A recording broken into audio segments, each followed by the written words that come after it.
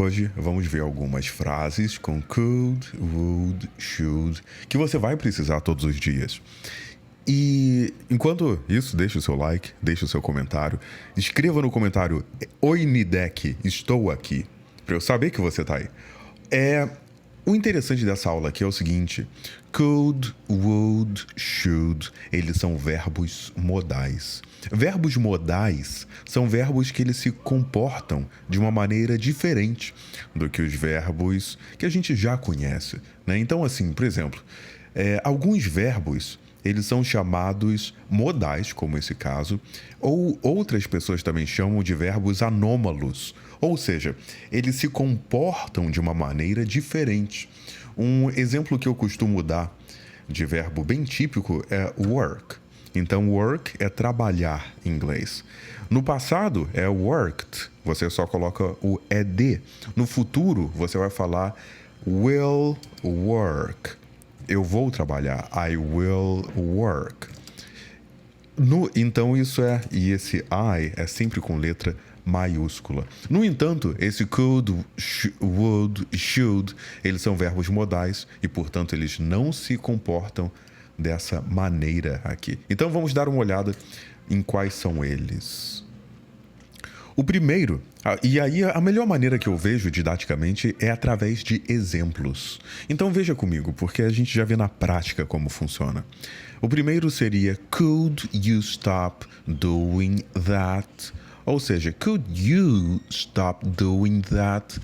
E o exemplo, eu recomendo que você tenha um caderno e você vá anotando isso conforme eu vou falando, e você pode repetir também comigo em inglês e assim você vai praticando junto comigo.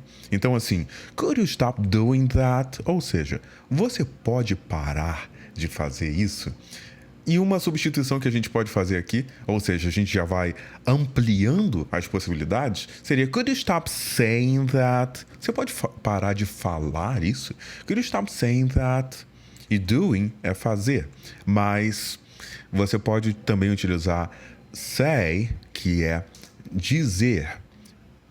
Ou então vamos supor que a pessoa, sei lá, tá tocando um instrumento, uma guitarra, uma bateria. Eu já tive alguns não alunos, mas vizinhos, assim, um tocava trombone, o outro, parece até uma piada, mas um tocava trombone, o outro tocava saxofone, piano, e é impressionante como o vizinho nunca toca bem. Então assim, could you stop playing that? Você pode parar de tocar isso? Could you stop playing that? Então deixa aí nos comentários se você já teve algum vizinho instrumentista. Próximo exemplo. I could picture myself living here. I could picture myself living here. Ou seja, picture aqui é imaginar. Eu posso me imaginar morando aqui. E talvez você esteja se perguntando aí, picture não significa imagem, professor? Ou até parece, vem daqui de pic, de pintura, picta. A gente tem também pic, né, de pic, somente significa imagem, que é uma abreviação de picture. Mas eu posso me imaginar, eu posso me pintar, eu posso me colocar morando aqui. Living here. E esse ing aqui é morando aqui mesmo, né? Eu posso me imaginar morando aqui. Isso é super utilizado, é overused, né? Isso é uma palavra interessante em inglês. Overused no inglês é mal entendido, muitas vezes, né? Me imaginando, fazendo, morando, telefonando, enviando. Mas nesse caso, a tradução tá certinha. I could picture myself living here. Eu posso me imaginar morando aqui. Living, morando. I could picture myself living here. Próximo exemplo. Could you pass me the salt? Could you pass me the salt? Ou seja, você pode me passar o sal? Então imagina que você está jantando com alguém especial ou com seu irmão chato, e aí você fala assim, passa o sal aí, pelo amor de Deus. Mas você quer falar isso de uma forma educada, então você fala assim, could you pass me the salt? Could you pass me the salt? Uma outra, na verdade a melhor tradução aqui seria, você poderia me passar o sal? Uma outra possibilidade aqui seria can you pass me the salt? E entre can e could, claro que depende da entonação, você pode falar can you pass me the salt? Isso é uma forma muito mal educada. Ou could you pass me the salt? E não ser uma boa entonação de você falar assim. No entanto, se a gente tivesse que escolher apenas da palavra, seria could you pass me the salt? Seria uma forma mais educada do que o can, que seria você poderia me passar o sal, que é uma forma mais sugestiva de falar. Essa é a coisa. Essa forma é uma forma mais sugestiva de falar. Você está sugerindo ao invés de estar mandando. E o could, ele tem essa característica de colocar uma forma mais educada na sua fala. O verbo modal could, que a gente está estudando aqui. Could you do me a favor? Could you do me a favor? E a tradução que eu coloquei aqui, faz um favor para mim. Você faz um favor para mim? Could you do me a favor? Você poderia me fazer um favor? E eu coloquei essa forma assim, bem coloquial. Você faz um favor para mim? Você faz um favor para mim? Mas em inglês isso fica bem tranquilo, bem legal se você falar could you do me a favor? Você poderia fazer um favor para mim? Utilizando essa estrutura, você poderia fazer um favor para mim? Você poderia me fazer um favor? Se você quiser evitar a redundância. E você viu que eu falei aqui de umas 3 ou 4 formas diferentes. E aí depende realmente do que você vai querer utilizar. Tanto em português quanto no inglês, né? Can you do me a favor? Você também pode utilizar. Can you do me a favor? Mas aqui no caso, hoje, a gente está trabalhando do could. Mas é sempre bom saber essas possibilidades todas aí que a gente tem. Ok. Could you do something for me? Could you do something for me? Ou seja, você poderia fazer uma coisa para mim? E olha aqui, essa dificuldade, né? Eu vejo essa forma. Às vezes é can you do something for me? Could you do something for me? E esse could, ele é sempre mais sugestivo. Uma outra palavra que eu queria falar, ele é não somente sugestivo, que é uma forma interessante de você request. Uma outra, tem o linguista polonês que eu gosto muito, o Michel Thomas, e ele fala que é a polite request. Você pode anotar aí no seu caderno. Você pode até impressionar seus amigos falando isso. Não, could, o professor Paulo Nidek me falou que é a polite request. Ou seja, você está está requerendo uma coisa, você está pedindo uma coisa, mas de uma forma polida, educada, polite. A polite request. Could you do something for me? Você poderia fazer uma coisa para mim? Ok. Next example. You could have hurt yourself. You could have hurt yourself. Você poderia ter se machucado. E aqui você pode ver esse apóstrofe VE. Você, portanto, pode falar apóstrofe quanto apóstrofo. Embora eu estava muito acostumado a falar apóstrofe em inglês, isso era o que eu escutava, e depois eu fui estudar francês com uma professora muito culta, muito boa, e ela falava apóstrofo, ao invés de apóstrofe. No entanto, depois, até onde eu lembro, minha última busca no Google, gramatical e tudo, eu vi que as 2 formas estão corretas. É muito mais comum em inglês, quando a gente está estudando inglês, falar apóstrofe. Em inglês também, apostrophe. You could have hurt yourself. E essa aqui é uma supressão que a gente contrai e há uma supressão, ou seja, muda o have. Aqui é you could have hurt yourself. Esse apóstrofe VL está substituindo aí o have. Então significa you could have hurt yourself. You could have hurt yourself, que significa você poderia ter se machucado. Ok, next example. He couldn't lift the couch by himself. Ou seja, ele não conseguia levantar o sofá sozinho. He couldn't lift the couch by himself. Vamos supor que a sua tia tem um sofá muito leve, e aí você fala, meu primo é tão fracote, que ele não conseguiu nem levantar o sofá sozinho. Aí você fala assim, he couldn't lift the couch by himself. Next example. He couldn't lift... Tá repetido. Ok. Next question. Next example. I couldn't believe what I heard. Isso aqui é uma forma bem exclamativa, né? I couldn't believe what I heard. Eu não pude acreditar no que eu ouvi. Eu também falaria I couldn't believe what I've heard. O que eu acabei de ouvir. Eu também colocaria um I've aqui se eu quisesse. I couldn't believe what I've heard. E olha que frase bonita em inglês, né? Repete comigo. I couldn't believe what I heard. Ou Tem também a possibilidade I couldn't believe what I've heard. E aí você pode estar se perguntando, mas Paulo, qual a diferença do I've heard? Quando você utiliza esse I've aqui, ele significa recência. Ou seja, indica, né? Ele dá uma ideia, ou seja, não é absolutamente preciso, dá uma ideia, né? Uma ideia de recência, de algo que aconteceu recentemente. I couldn't believe what I heard. Vamos supor que você foi na padaria e você viu alguma coisa, escutou alguma coisa que você não gostou, e aí você fala, nossa, eu não acreditei no que eu ouvi. I couldn't believe what I've heard. Na padaria é um lugar esquisito para escutar isso, né? Mas é um exemplo. Ok. Next question. Falando em comida, padaria. I would like to order a cheeseburger, please. I would like to order a cheeseburger, please. Eu gostaria de pedir um cheeseburger, por favor. Não fala assim em português, não. Em português você fala, eu gostaria de pedir um cheeseburger, por favor. E não fala, não vai na padaria e fala, eu gostaria de pedir um cheeseburger, por favor, né? Eu vejo que é comum e é até educado você aportuguesar quando você está falando em português, né? Eu lembro uma vez que eu fui no McDonald's, eu nunca esqueço disso porque me chocou muito eu fazer isso. Eu falei com o gerente uma vez, não, eu tava ali no drive-thru. Ele falou, onde que você tava? Eu falei, no drive-thru. Eu tava no drive-thru. Ah, no drive-thru, sim. Né? Então você pode aportuguesar as coisas. Então, se você for aportuguesar cheeseburger, você pode tranquilamente falar cheeseburger. Aí eu coloquei aqui, é comum no popular as pessoas falarem cheeseburger, né? Cheeseburger. E aí coloca esse X aqui, né?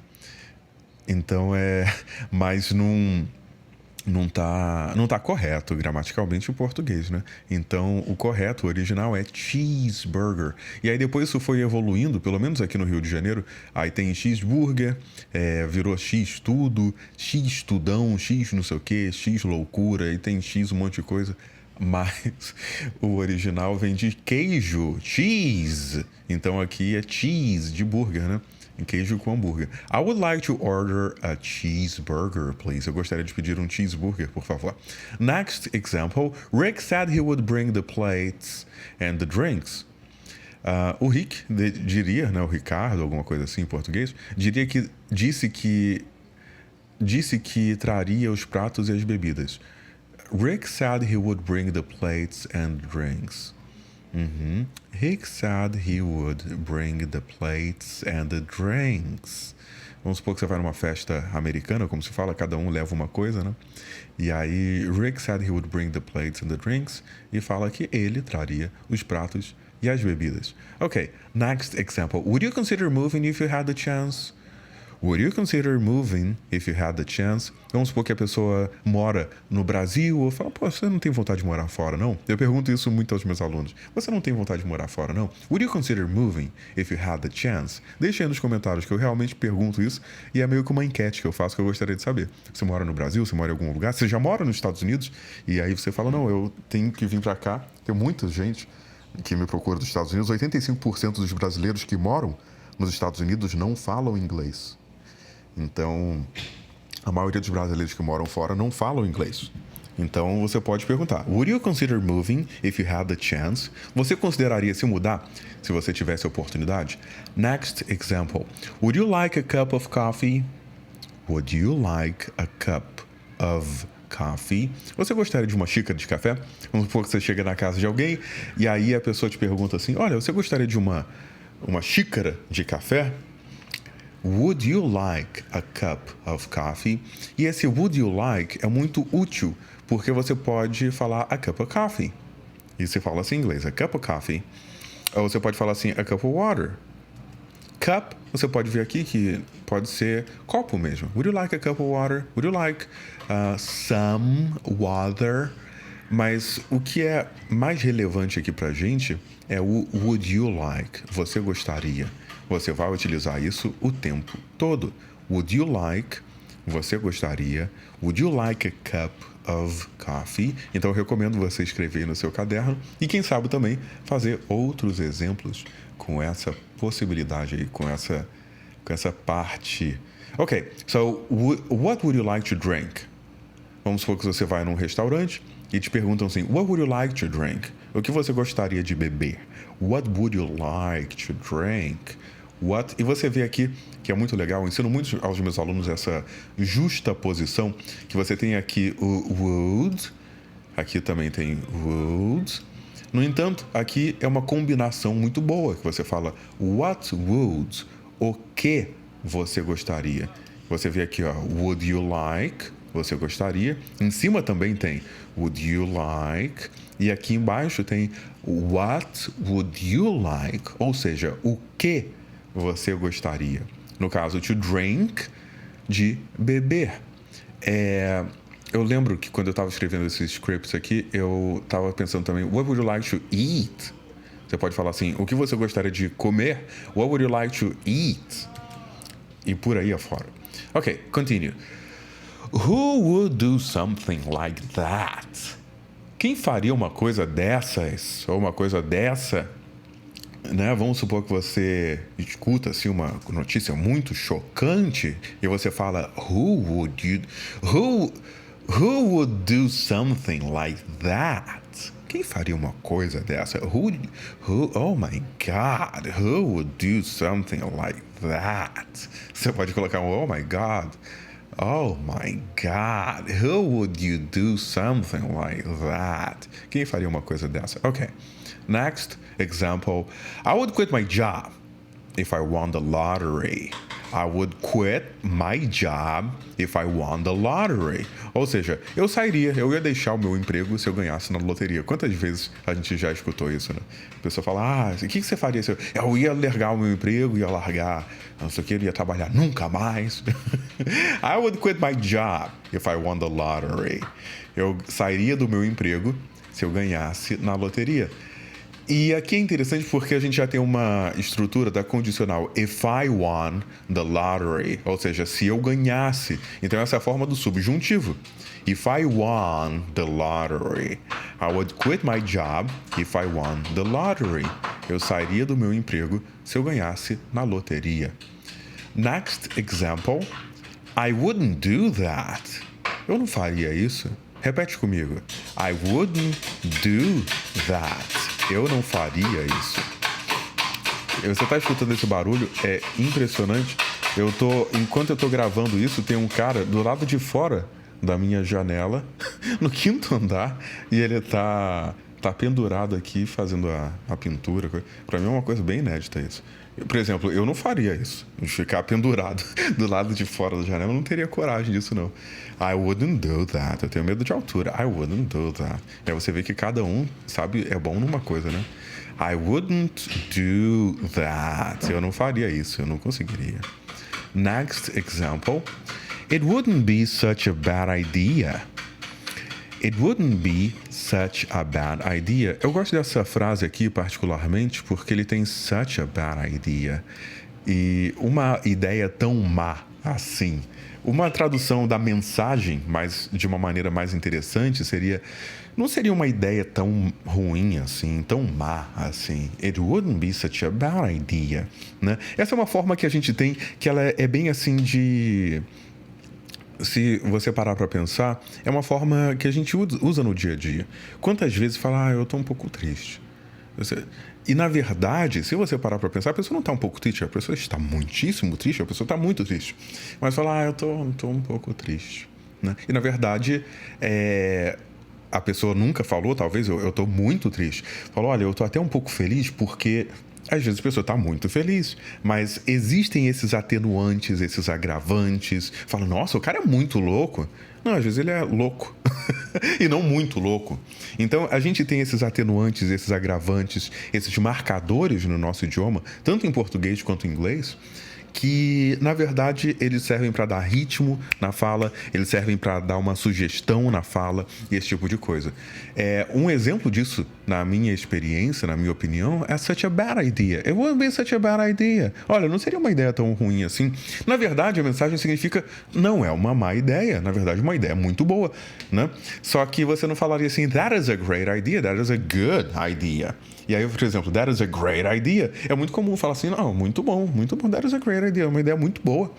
Mas a gente utiliza essas formas para dar mais ritmo na fala, para falar, wow, that's a great idea. It wouldn't be such a bad idea. Olha, não seria uma ideia tão ruim assim se você aprendesse inglês. Não é que seria uma ideia tão ruim, não. É uma excelente ideia. It's an excellent idea. Mas é muito frequente da gente utilizar isso, tanto em português quanto em inglês, esses atenuantes, agravantes, esses marcadores do idioma. Next example. Why would one do something like that? Why would one do something like that? Ou seja, por que alguém faria isso? Why would anyone do something like that? E aí você vê o que eu acabei de falar no exemplo anterior, né? Why would anyone do something like that? Esse one aqui, para efeito didático, é interessante a gente saber, esse one significa alguém. Né? Então, one é um substituto para falar de alguém também. Eu sei que quando você olha para one, você está vendo principalmente one, two, three e por aí vai. Mas o one, ele é também uma forma de falar alguém. Why would one do something like that? Por que alguém faria isso? Ok, next example. We should go to Barões da Pisadinha Concert. Eu escrevi isso aqui, eu já me arrependi. We should go to Barões. Deixa eu mudar isso. Acho que até o cara lá fora riu. We should go to Iron Maiden. Mudar um pouco. We should go to Iron Maiden concert. We should go to the Iron Maiden concert. E aí você pode aprender a falar o nome dessa banda, né? Que eu, quando era adolescente, falava, Iron Maiden. Yeah. In English, you say Iron Maiden. Iron Maiden. We should go to the Iron Maiden concert. Nós temos que ir. E essa é uma forma de você sugerir uma coisa, né? Fala, you should watch this movie. Você deveria assistir você tem que assistir esse filme. Esse filme é muito bom. You should watch this concert. E essa é uma coisa muito típica e que causa muita dúvida no inglês, que é o seguinte, é o should. O should significa deveria, o should significa poderia, o should significa uma série de coisas. Só que quando eu falo assim, você deveria assistir esse filme, não significa que você deve, no sentido de quem deve impostos para a Receita Federal, você me deve. Não, significa, olha, é uma strong recommendation. É uma recomendação forte. Fala, eu assisti esse filme muito bom. You should watch this. You must. Talvez você já tenha escutado em português. Isso é um must. É uma coisa assim que você tem que fazer, porque é tão boa que você tem que fazer, né? Então é muito comum, principalmente, e é natural também a parte do processo, a gente entender isso de uma forma muito natural, quando fala, é muito literal, por assim dizer. O must. Must significa deve. Não, ele tem que ir, ele must. E sim, se a gente for totalmente de acordo com a gramática prescritiva, significa isso. Mas no dia a dia, se eu falar pra você, olha, você tem que assistir esse filme, você deve, nossa. Uma vez um amigo meu falou assim, cara, você é um criminoso, você nunca assistiu. Aí você vê, né, o que eu acabei de falar, da forma, é um criminoso porque você nunca assistiu o filme e tal, né? Então, assim, a gente usa essas formas também de fala para indicar isso, né? Ninguém é um criminoso se deixou de assistir um filme, não tem crime prescrito para isso, mas fala, caramba, eu não acredito. Caramba, em que mundo você vive? Você vive dentro de um buraco, não sei o que, você vive embaixo de uma pedra? Se fala assim em inglês, do you live below a stone? You're inside a cave? You don't know Iron Maiden? Você não conhece o Iron Maiden? Meu Deus do céu, você é um criminoso, my God. Então, o should e o must, que a gente não está falando nessa aula, mas a gente pode, we can, tem essas implicações, essas possibilidades. We should go to the Iron Maiden concert. Nós temos, por isso que eu coloquei aqui, nós temos que ir ao show do Iron Maiden. É claro que se a gente fizesse uma outra tradução totalmente literal, de acordo com a literalidade, a letra, seria we have. We have to go. We have to go to the Iron Maiden concert. Mas é uma aqui strong recommendation. We should go. We should go. We should go to the Iron Maiden concert. Nós temos que ir. Né? Você também poderia, nessa parte de strong recommendation, seria mais forte ainda. We must go to the Iron Maiden concert. Nós temos que ir, nós devemos ir. It's incredible. É muito bom. E por aí vai. Ok. Next example. What should I do? Vamos supor que roubaram teu carro, roubaram o seu cachorro dentro do seu carro. Eu não sei o que fazer. O que eu deveria fazer? What should I do? What should I do?